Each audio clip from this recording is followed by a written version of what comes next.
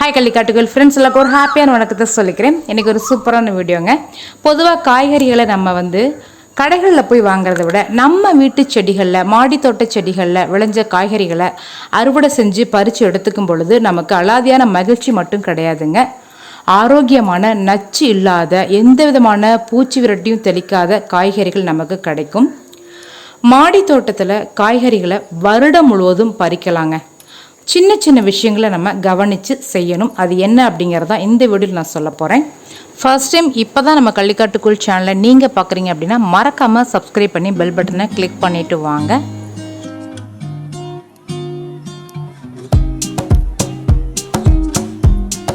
Hi friends, how to get more vegetables in your garden in the whole year.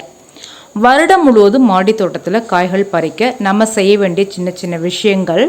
இந்த முருங்கை மரத்தில் இருந்து நம்ம ஆரம்பிச்சுக்கலாம். கிட்டத்தட்ட 100 காய்களுக்கு மேலே காப்பு நான் ஒரு 10 காய்களாக பறித்து கிட்டத்தட்ட எல்லா காய்களையும் இன்றைக்கி பறிச்சிட்டேன்.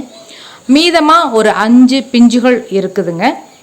அதே மாதிரி வெண்டை செடி, கத்தரி செடி. இப்போ இந்த வெண்டை செடி பார்த்தீங்க அப்படின்னா காப்பு முடிஞ்சிருச்சு. அதாவது நீங்கள் ஒரு செடியை நட்டு வச்ச உடனே அது ஒரு 4 வாரங்களுக்கு பிறகு நல்லா ஃப்ரெஷ்ஷாக பெருசாக வளர்ந்து அழகாக காய்கள் கொடுக்க ஆரம்பிக்கும்.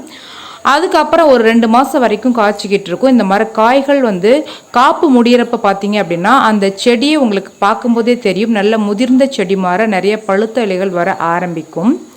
ஆரம்பத்தில் வர்ற பழுத்த இலைகளை நீங்கள் பிச்சு போட்டுடலாம். பட் நாளாக நாளாக காய்கள் உருவாகிறது குறைஞ்சிரும். நீங்கள் என்ன செய்யணும் அப்படின்னா ஒரு வெண்டை செடியோ, கத்தரி செடியோ, இல்லை தக்காளி செடியோ, இந்த மாதிரி காய்கள் காப்புக்கு வர்றப்பவே நம்ம குட்டி குட்டி நாற்றுகள் இட்டு வச்சிடணும். நம்ம வச்சிருக்க ஒரு செடிக்கு ஆல்டர்னேட்டிவாக இன்னொரு செடி வச்சுக்கணும். இப்போ அந்த முருங்கை மரம் காய்ப்பு முடிஞ்சது. இப்போ பார்த்தீங்கன்னா அடுத்த முருங்கை மரம் நிறைய பூக்களோடையும் பிஞ்சுகளோடையும் இருக்குது. இவங்க காய்ச்சி முடிக்கிறப்ப அந்த முருங்கை எனக்கு பூத்து காய்க்க ஆரம்பிச்சிருவாங்க. அதே மாதிரி தாங்க சிறு செடியாக இருந்தாலுமே ஒரு செடி காய்க்க ஆரம்பிக்கும் பொழுது அதற்குரிய நாற்றை நம்ம உருவாக்கிடணும். இங்கே பாருங்கள், நான் தக்காளி நாற்று போட்டு வச்சுருக்கேன். ஸோ இந்த தக்காளி நாற்று நம்ம இப்போ பறித்து நட்டு வச்சிட்டோம் அப்படின்னா இவங்க ஒரு 4லேருந்து 6 வாரத்துக்குள்ளே பூத்து காய்கள் கொடுக்க ஆரம்பிப்பாங்க. இவங்க சரியாக பூக்கும் பொழுது நம்ம காய்கள் கொடுக்கும் பொழுது அடுத்த தக்காளி நாற்றை நம்ம உருவாக்கி வச்சிடணும். இது தக்காளிக்கு மட்டும் கிடையாதுங்க. கத்தரி, வெண்டை, அதே மாதிரி கொத்தவரங்காய் அப்படின்னு சொல்லிட்டு வருடம் முழுவதும் காய்க்கக்கூடிய எல்லா செடிகளுக்குமே இது பொருந்தும். கொடி வகை செடிகள் மட்டும் ஆடிப்பட்டத்தில் நம்ம வச்சு காய்கள் பறித்து எடுத்துக்கலாம். பொதுவாக நாற்றுகள் 14 நாட்களுக்குள்ளே நமக்கு முளைப்பு ஒரு 2 வாரங்களில் ஒரு ஜான் அளவுக்கு முளைச்சி வந்துடும். ஸோ நாற்றுகள் இட்டு அது ஒரு 2 வித்திலை வரும்பொழுது நமக்கு மண்கலவையை ரெடி பண்ணி வச்சிடணும். மண்கலவை ரெடி பண்ணி ஒரு வாரத்துக்கு பிறகு நட்டோம் அப்படின்னா அந்த செடி எந்த பிரச்சனை இல்லாமல் முளைச்சி வந்துடும். இப்போ தக்காளி நாற்றுலேருந்து நான் நாற்றை பிடுங்குறேன் பாருங்கள். அந்த வேர் உடையாமல் நான் அப்படியே அந்த மண்ணோட சேர்த்து நம்ம எடுக்கிறேன். ஸோ இந்த மாதிரி நம்ம நாற்று எடுத்து நட்டோம் அப்படின்னா 100% எந்த நாற்றுக்களாக இருந்தாலும் முளைச்சி வந்துடும். நீங்கள் தக்காளி, கத்தரி, வெண்டை எதுவாக இருந்தாலும் ஒரு 2 செட்டு க்ரோ பேக் ரெடி பண்ணி வச்சுக்கோங்க. ஒவ்வொரு செடிக்கும் ஒரு 3 க்ரோ பேக் அப்படின்னா 3 தக்காளிக்கு 6 வச்சுக்கோங்க. அப்போ 3 தக்காளி செடி காய்க்கும் பொழுது இன்னொரு 3 தக்காளி செடிக்கு நம்ம புதிய க்ரோ பேக் ரெடி பண்ணி வச்சுருந்தோம் அப்படின்னா மாறி மாறி நமக்கு நம்ம மாடி தோட்டத்தில் காய்கள் இருந்துக்கிட்டே இருக்கும். அதே சமயத்தில் நாற்றுக்கள் நடும் பொழுது எந்த மாதிரி நடணும் அப்படின்னா இப்போ இது ஒரு ஃப்ரிட்ஜோடைய தெர்மோகோல் பாக்ஸ் தான்.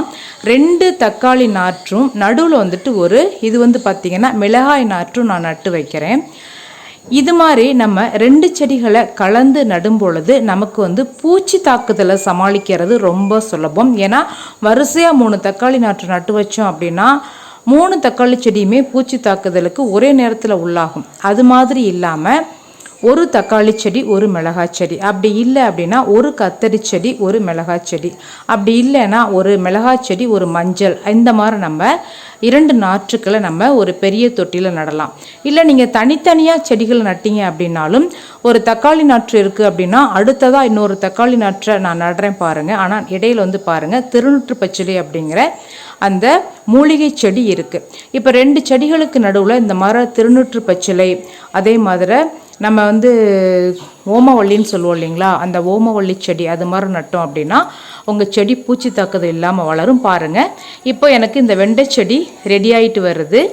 இப்போ காய்ச்சிக்கிட்டு இருக்க வெண்டை செடி நான் ஒரு வாரத்தில் வந்துட்டு முதிர்ந்துடுச்சு அப்படின்னா அவங்கள பிடுங்கி போட்டுருவேன். இந்த குட்டி வெண்டை செடி எனக்கு அழகாக காய்க்க ஆரம்பிச்சிரும்.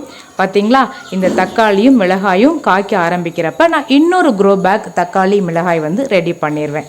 இந்த டிப்ஸ் எல்லாம் நீங்களும் ஃபாலோ பண்ணுங்கள். உங்கள் வீட்டு தோட்டத்தில் மாடி தோட்டத்தில் வருடம் முழுவதும் நீங்களும் காய்களை பறித்து என்ஜாய் பண்ணுங்கள். பிடிச்சிருந்தா குட்டியாக லைக் கொடுங்க. Thank you. Have a good day.